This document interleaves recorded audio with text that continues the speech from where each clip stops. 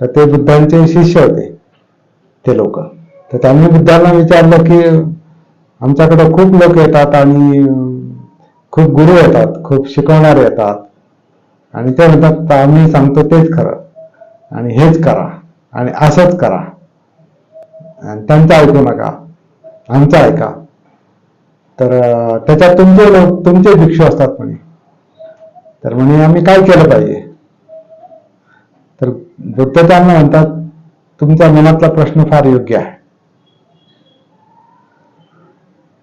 तर ते म्हणाले सांगणारा कोण आहे याच्याकडं त्याचा पेहराव पाहून, त्याचा भारदस्तपणा पाहून, त्याची उठावदार लँग्वेज पाहून, किंवा त्याला तो किती प्रतिष्ठित आहे लोकांमध्ये, त्याचे किती अनुयायी आहेत, किंवा